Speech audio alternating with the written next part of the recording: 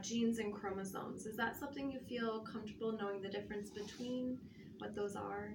Um, yes. I want to know what that is. Okay, so I'll go over a brief review of the difference between those.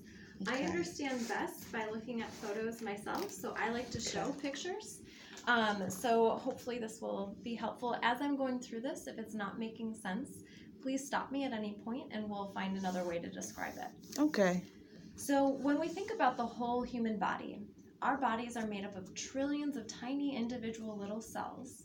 And in each of our cells, our genetic information is stored in these structures called chromosomes. This is what they look like if you were to break open a cell and dump out the chromosomes on a microscope slide and actually put a stain on the chromosomes. And based on the stain, which creates a banding pattern, so the banding pattern and the size of them, we can arrange the chromosomes. So we typically have 46 chromosomes that come in pairs, one from mom and one from dad. And so you are literally 50% of your parents. Chromosome pairs numbered 1 through 22 are the same in men and women. It's the last pair of chromosomes that determine men and women. So women get 2 X chromosomes, while men get an X and a Y chromosome. Okay. What questions do you have on this so far? I understand that. Okay. So our chromosomes, they hold all of our genes. And I like to think of genes as individual recipes for how our body is going to be made. So we have recipes for what color eyes we have. We have recipes for how tall we're going to grow. Recipes for how our heart is going to beat and form. Everything the body does, there's a recipe for that. Questions on that? No, that makes sense. So if I'm calling genes recipes, I'm going to start to refer to the chromosomes as the recipe books. Okay. Because they, again, hold all of those recipes. Unfortunately, genes and chromosomes are nowhere near organized like recipes and recipe books. It's not that you can talk about chromosome 16 and know you're going to talk about all the genes that help control how somebody's going to grow and gain weight. We have to be very, very particular about what page numbers in these recipes we're talking about, or in the recipe books, to know what recipes are in those regions. Questions on that? So chromosomes are all mixed up. The genes are all mixed up in the chromosomes. Yeah. Yeah. So the recipes are all over in all the over recipes. in the book. Yes. Okay. So the test that Faith had done is called a chromosome microarray. And essentially what that test does, it looks to see how many pages are in these recipe books. Are there too many pages, or are we missing some pages? And when they looked at Faith, they discovered she has a few too many pages. So this here is a diagram of what was identified, and this is something I'm going to give to you. Okay. So I've just focused in on chromosome 16 because that was the only change that was identified on her test.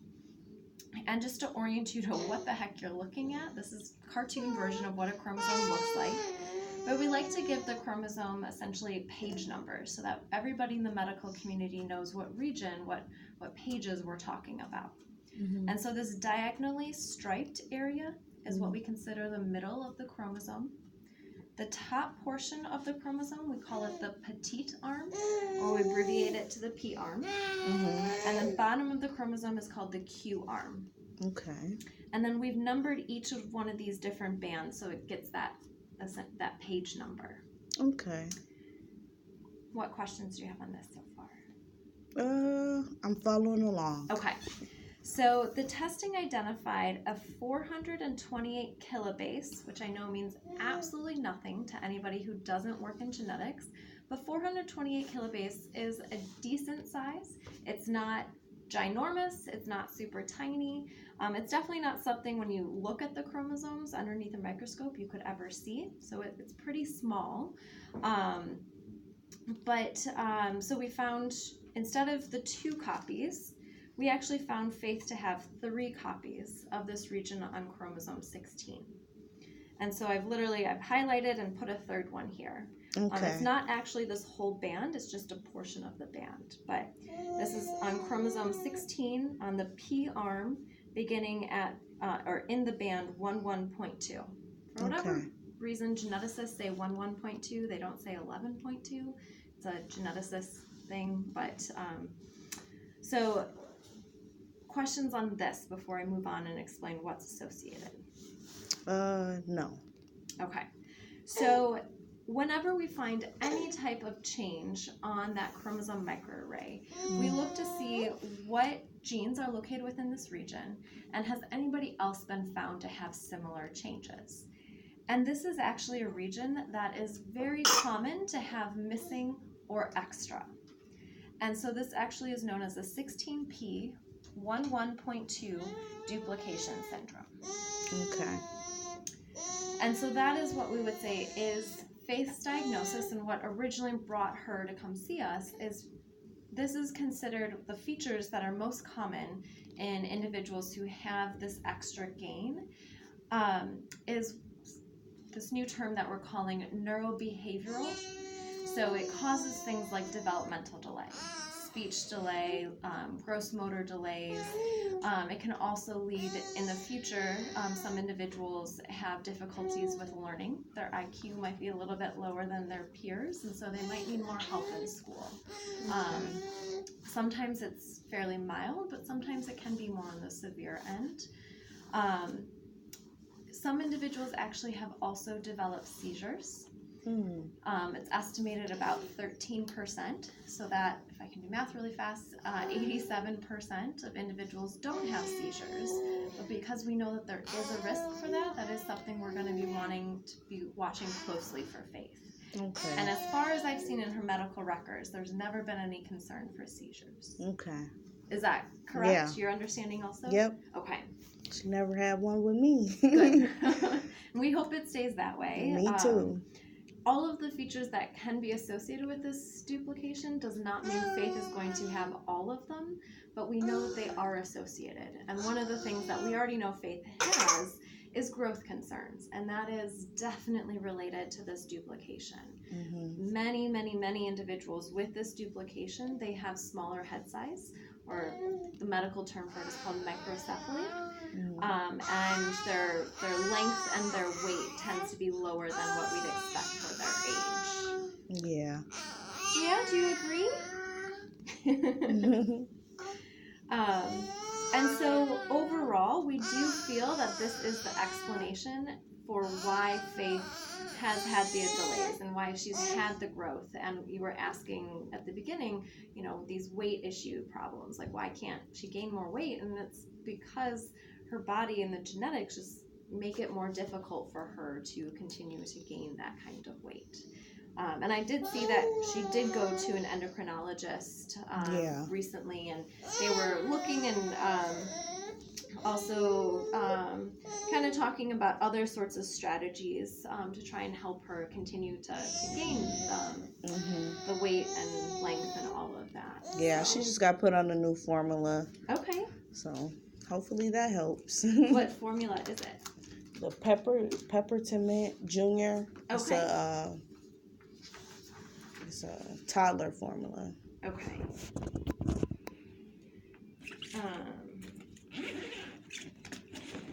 Got some with me.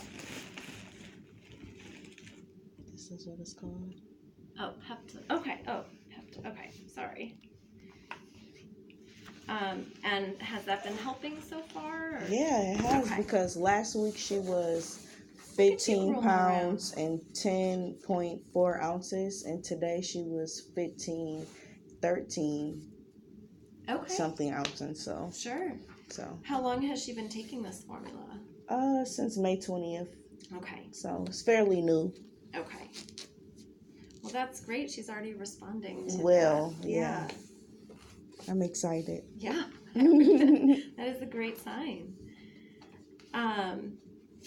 Also, one of the things that some individuals have, but not everybody has, with this duplication is concerns for hearing. And we know she's been diagnosed with hearing loss. And so this is something that we would also say is an explanation as to why she has her hearing loss. Yeah. She doesn't like her hearing aid. Okay. Does she wear it often, or? She just broke it. Okay. Yeah. I'm gonna have to have early on come fix it for me. Okay. And what is Early On currently providing?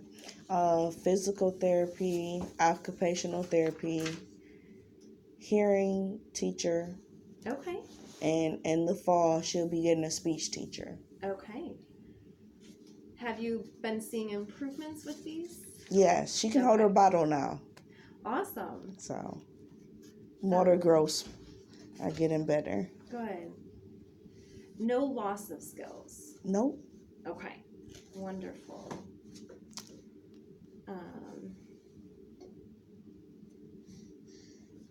So whenever there is any risk for any child to have any type of developmental concern, we always recommend evaluations for vision and hearing.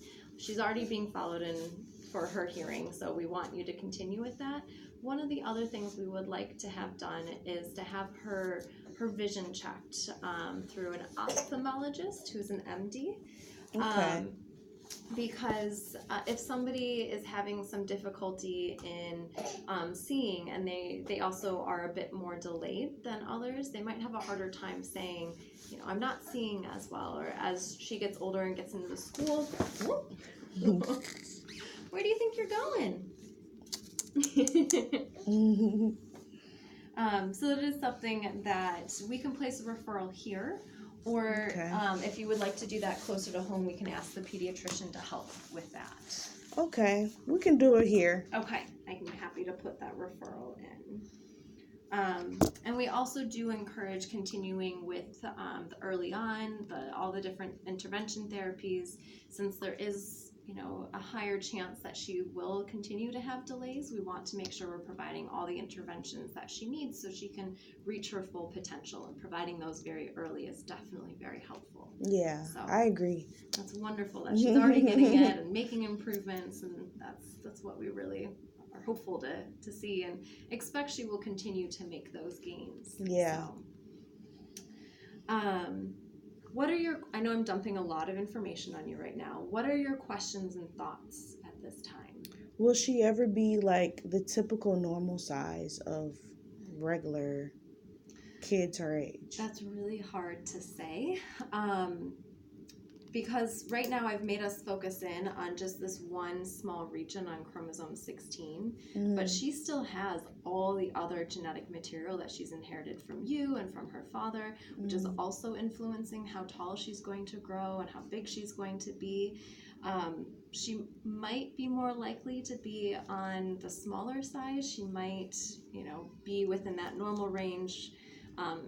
It's hard to say exactly what we can expect, but we do know that this is something that currently is influencing her size. And I saw from the endocrinologist note that they were going to look into seeing growth hormone therapy, which that could also help and put her back into that, you know, the normal range. But at this time, I think it's too early really to be able to say definitively what we could expect, unfortunately. Okay. Do I have to follow up with you guys after this, or? So it's completely up to everybody's individual families. We in genetics, we kind of view ourselves more as managers. We are able to look at the 16p11.2 duplication and see, you know, there's all these different concerns that can go along with it. But when you're, you know, in talking with the speech teacher or the audiologist who does the hearing evaluation, they're going to focus on hearing.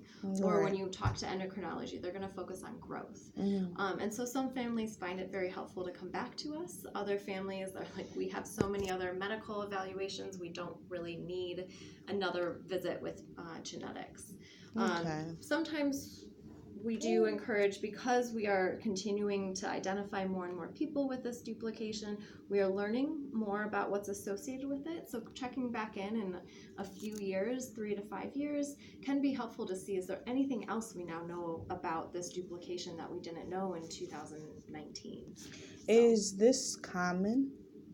So it is one of the more common chromosome anomalies out there, but it's still something that is fairly rare. Okay, because I